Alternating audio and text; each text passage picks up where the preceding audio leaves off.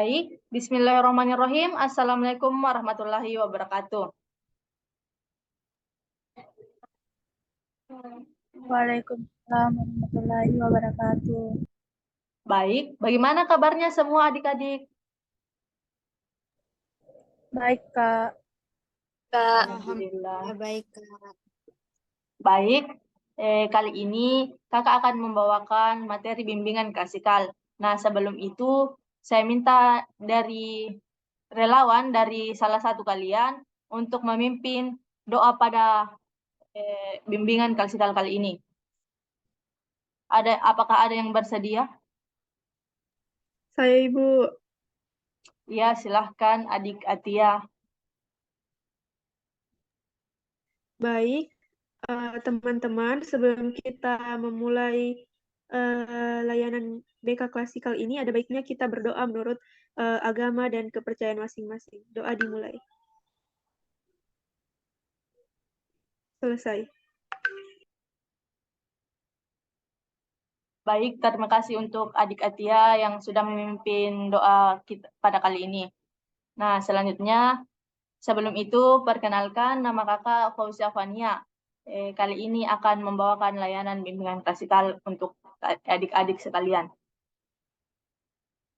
Nah, pada topik kali ini kakak akan membawakan dengan tema "Yuk tingkatkan motivasi belajarmu". Nah, sebelum itu kakak akan menyampaikan tujuan yang akan dicapai dalam pemberian layanan ini, yaitu adik-adik mampu menganalisis perilaku yang dapat membangkitkan motivasi belajar adik-adik. Yang kedua, adik-adik mampu menunjukkan perilaku belajar dengan peningkatan motivasi belajarnya. Yang ketiga, adik-adik mampu membangun motivasi belajar adik-adik sendiri. Baik, adik-adik, untuk kedepannya kakak minta waktunya dan kesiapan adik-adik. Kakak minta waktu sekitar 40 menit dalam melakukan bimbingan klasikal ini. Apakah adik-adik bersedia? Iya, Kak. Iya, Kak. Baik, sebelum itu kakak akan memberikan ice breaking dulu untuk menguji konsentrasi adik-adik sebelum memasuki materi. Nah, saya akan menguji kefokusan adik-adik. Caranya itu ikuti perkataan saya. Nah, yang pertama itu coba adik-adik pegang, kasih begini dulu semua tangannya.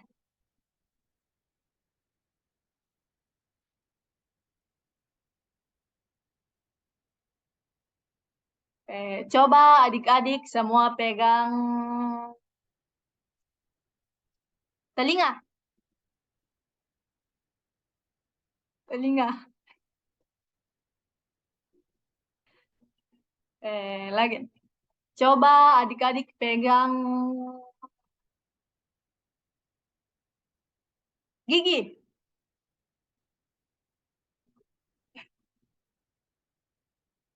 Wah, masih banyak yang kurang fokus ya.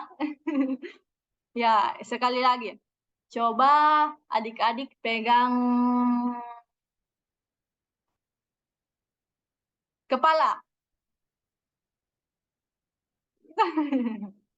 Ya, mungkin ice breaking-nya cukup. Selanjutnya kita akan memasuki materi. Baik.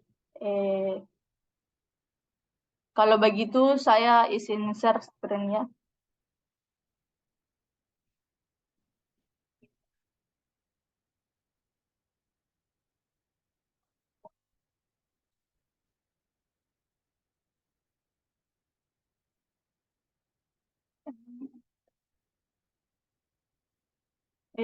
Selanjutnya, sebelum memasuki materi pada kali ini, saya ingin bertanya kepada adik-adik, apakah ada yang mengetahui apa itu motivasi belajar? Mohon maaf, saya ulang. Sebelum kita memasuki materi, apakah di antara adik-adik ada yang tahu atau ingin mengemukakan pendapatnya tentang motivasi belajar?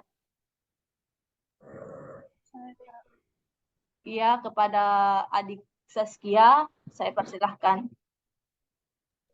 Menurut saya itu Kak, motivasi belajar itu bagi saya itu bagaimana saya semangat belajar, bagaimana saya semangat dalam melakukan kegiatan belajar. Begitu Kak. Terima kasih. Wah, jawaban yang bagus ya.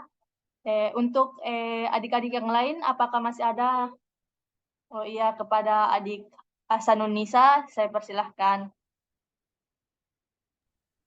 Terima kasih atas kesempatannya, Kak. Jadi menurut saya motivasi belajar itu adalah dorongan dari diri kita untuk mencapai tujuan belajar, misalnya untuk memahami materi atau pengembangan belajar.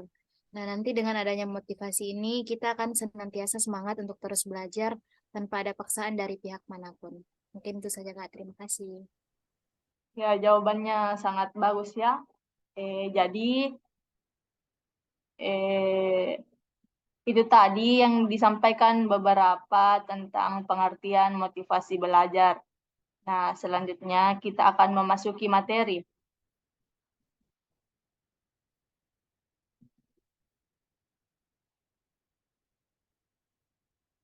Di sini kakak akan menjelaskan motivasi belajar. Motivasi belajar adalah keseluruhan daya penggerak dalam diri seseorang yang menimbulkan kegiatan belajar yang menjamin kelangsungan kegiatan dan memberi arah pada kegiatan belajar sehingga terjamin yang dikehendaki oleh subjek belajar itu dapat tercapai.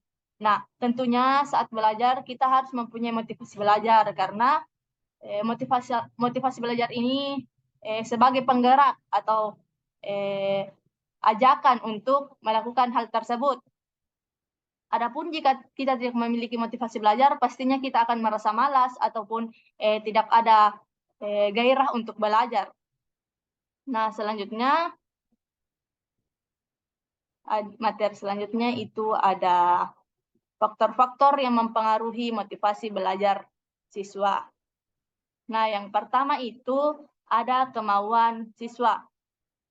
Tentunya, keinginan seseorang anak perlu dibarengi dengan kemampuan untuk mencapai kemampuan akan memperkuat motivasi untuk melaksanakan tugas-tugas perkembangan. Tentunya saat kita melakukan sesuatu, jika tidak ada kemampuan, sesuatu itu akan tidak berjalan dengan normal. Bagaimana menurut adik-adik? Apakah benar? Benar. Kak. Yang kedua itu ada cita-cita atau aspirasi siswa. Nah, cita-cita atau aspirasi siswa ini adalah keinginan anak sejak kecil. Keberhasilan mencapai keinginan dapat menumbuhkan kemauan belajar yang menimbulkan cita-cita dalam kehidupan. Cita-cita dapat memperkuat motivasi intrinsik dan ekstrinsik. Nah, contohnya itu kita harus belajar untuk meraih cita-cita. Contohnya ada di sini yang ingin menjadi guru ataupun polisi. Tentunya ia akan belajar dengan sungguh-sungguh dan membangkitkan motivasi belajar pada dirinya. Yang ketiga itu ada kondisi siswa. Nah, kondisi siswa yang meliputi kondisi jasmani dan rohani mempengaruhi motivasi belajar. Contohnya itu dalam keadaan sehat, kita tentunya termotivasi untuk melakukan hal belajar atau tujuan kita. Tetapi jika tubuh kita kurang sehat atau sakit, tentunya kita merasa malas ataupun tidak bergairah untuk melaksanakan kegiatan tersebut. Yang selanjutnya itu ada kondisi lingkungan siswa. Nah, kondisi lingkungan siswa dapat sangat berpengaruh. Karena itu, kondisi lingkungan sekolah harus sehat. Kerukunan dan keterlibatan pergaulan itu sangat bergantung pada mutu, semangat, dan motivasi belajar siswa. Contohnya itu, jika kita berada pada kondisi lingkungan yang teman-temannya itu rajin atau bisa dibilang ambis lah begitu, kita akan termotivasi untuk terus belajar ataupun ada rasa ingin membersamai atau meraih hal tersebut. Selanjutnya itu ada unsur dinamis dalam pembelajaran. Nah, unsur dinamis ini siswa memiliki perasaan, perhatian, kemauan, ingatan, dan pikiran yang mengalami perubahan berkat pengalaman hidup. Nah, di sini contohnya itu kita memiliki perasaan dan ingatan dalam motivasi belajar. Kita harus memiliki rasa ingin tahu ataupun pikiran yang ingin berubah untuk menjadi lebih baik. Materi selanjutnya itu ada hal apa yang membuatmu kurang bersemangat. Nah, saya akan bertanya satu-satu kepada kalian, hal apa yang membuat kalian kurang bersemangat? Siapa yang ingin mengemukakan alasannya terlebih dahulu? Tidak ada support system, Bu. Ya. Yang lain apa lagi? Masalah keluarga, Saya Bu. juga, Bu, tidak ada support system. Yang lain?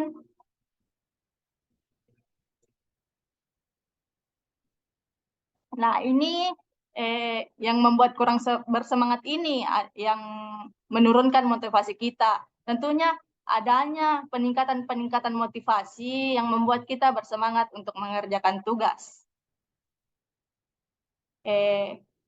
Selanjutnya itu tadi sudah dijelaskan kan bagaimana yang membuat kita kurang bersemangat. Selanjutnya dijelaskan lagi cara meningkatkan motivasi belajar tersebut. Yang pertama itu ada kemukakan alasan kenapa kamu harus belajar. Nah, cobalah untuk mencari tahu alasan terbesar kenapa kamu harus belajar. Misalnya, kamu ingin belajar bisnis karena kamu ingin membangun sebuah bisnis yang besar. Contohnya juga ingin menjadi guru. Kamu terus belajar karena kamu ingin meraih cita-citamu. Yang kedua itu, tentukan tujuanmu dalam mempelajari suatu hal atau bidang. Hampir sama dengan alasan tadi.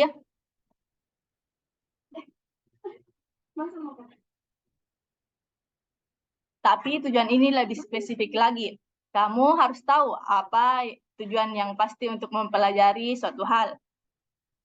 Jangan hanya belajar karena banyak temanmu yang juga mempelajarinya.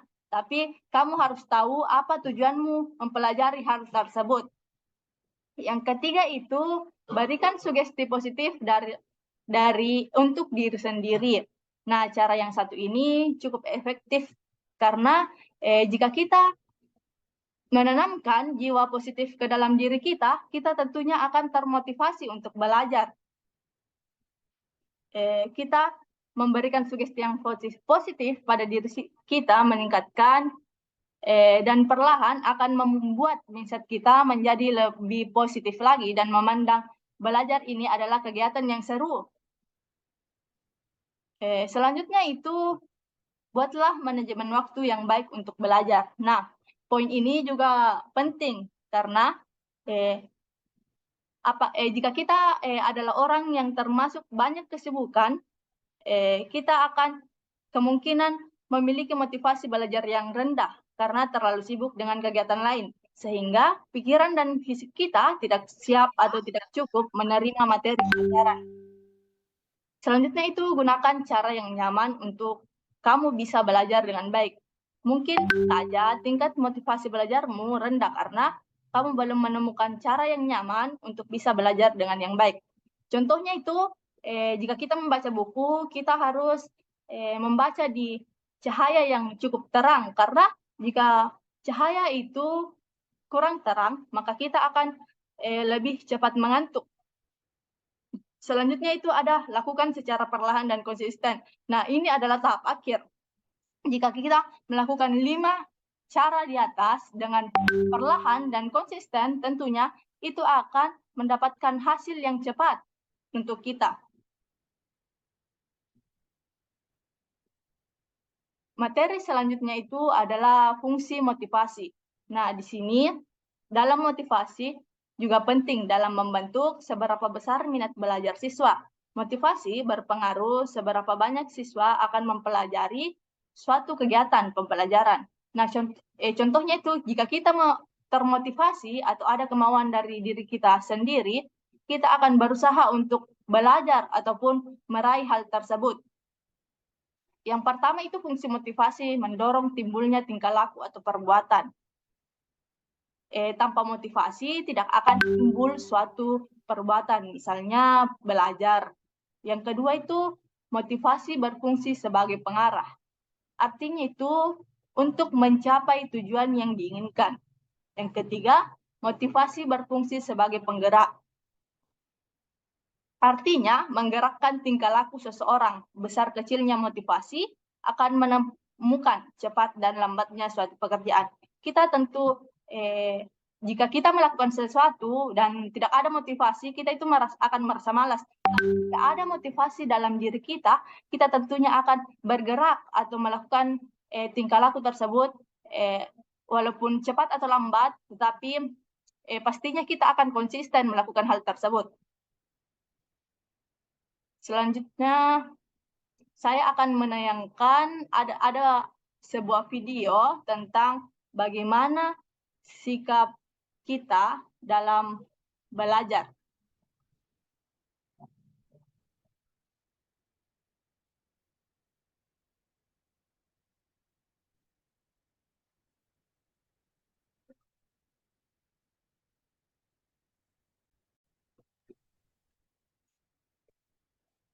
Jadi judul filmnya itu sukses tidak datang pada orang yang malas. Mungkin video ini akan memotivasi kalian-kalian semua yang ada di sini untuk terus belajar dan mengurangi rasa malas yang ada pada diri kita.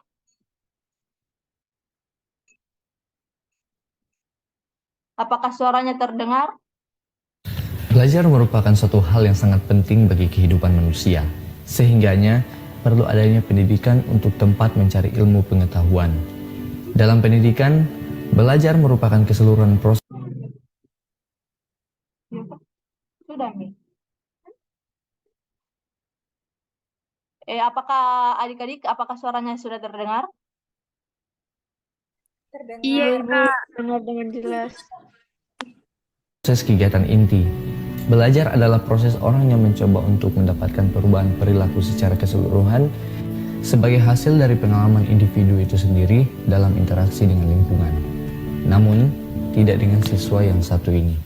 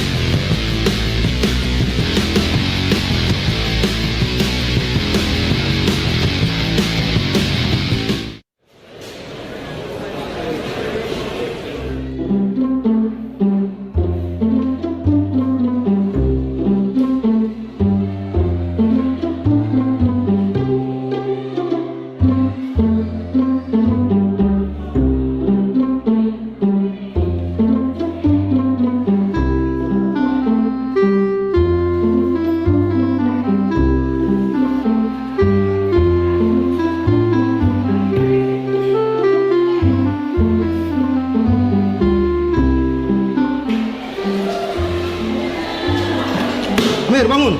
Iya, Pak. Mana lembar jawabanmu? Waktu sudah selesai. Tapi punya saya belum selesai.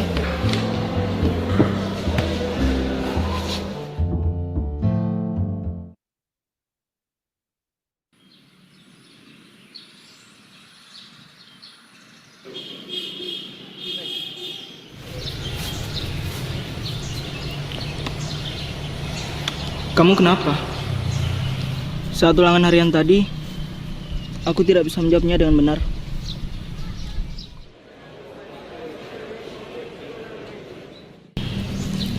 Memangnya semalam kamu belajar? Ya, belajar. Yakin? Coba kamu ingat lagi. Semalam Aku WhatsAppan, terus main game, dan nonton. Tapi kemarin aku belajar sampai selesai. Oh, tapi sampai jam berapa? Sampai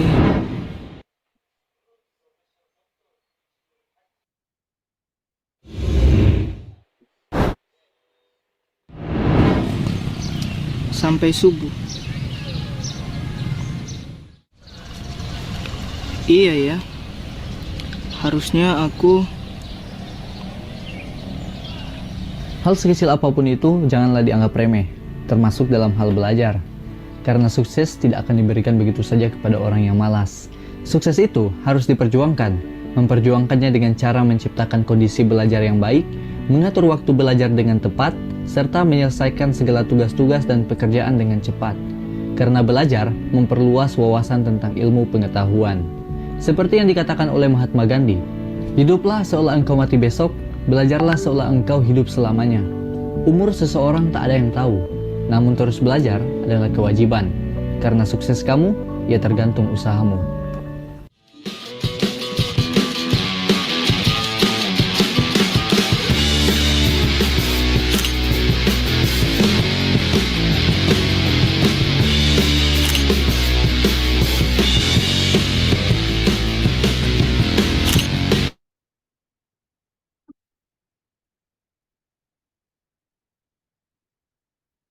Baik adik-adik, setelah melihat tayangan video yang tadi kakak paparkan, bagaimana tanggapan adik-adik atau ada di antara adik-adik yang bisa menyimpulkan dari video tadi atau pembelajaran yang dapat diambil dari video tadi?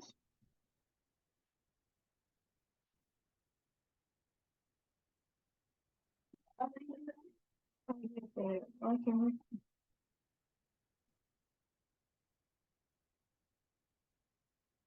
Ya, ya. Kak,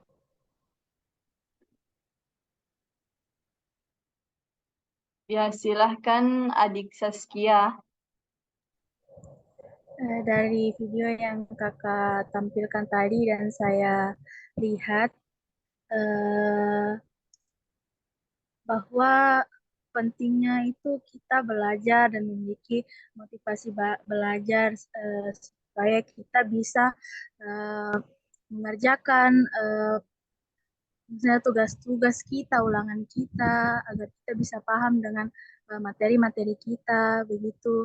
Dan juga pentingnya untuk membagi waktu kita sehingga kita dapat bisa melakukan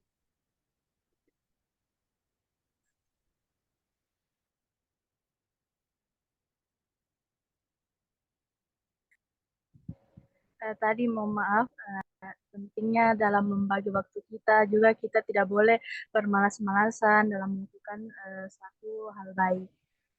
Itu saja dari saya. Mohon maaf bila ada salah-salah. Makasih Kak. Wah, jawaban yang sangat bagus ya. Jadi kesimpulan dari video tadi yang disampaikan adik Saskia itu bagaimana pentingnya motivasi belajar. Nah, dari keterkaitan layanan yang kakak berikan tadi, kita sudah tahu bagaimana motivasi belajar ini berperan dalam kehidupan kita, terlebih dalam dunia pendidikan. Jika tidak ada motivasi belajar, tidak ada penggerak dari dalam diri kita untuk melakukan sesuatu hal ataupun cita-cita atau keinginan yang ingin kita capai. Nah, untuk materi kali ini mungkin cukup sekian. Sebelum itu, kakak akan membagikan lembar kerja peserta didik atau LKPD yang kalian akan isi. Kakak akan membagikannya di komentar kolom chat, dan silahkan adik-adik isi LKPD tersebut. Baik, selanjutnya itu ada lembar penilaian proses yang adik-adik juga akan isi dan centang pada lembar penilaian proses tersebut, di mana adik-adik memberikan skor penilaian evaluasi hasil yang diberikan sesuai dengan apa yang adik-adik alami selama pemberian layanan bimbingan konseling. Nah, di sini ada seperti adik-adik mampu memahami materi layanan yang diberikan, memperoleh informasi baru dari materi yang disampaikan, menyadari pentingnya meningkatkan motivasi belajar, merasa media layanan yang digunakan dalam penyampaian materi sudah tepat, merasa semangat selama pelaksanaan bimbingan, dan mampu memahami faktor-faktor yang meningkatkan motivasi dan ingin menerapkannya dalam pembelajaran. Nah, adik-adik saya akan membagikan lembar penilaian proses yang akan adik-adik centang pada lembar tersebut.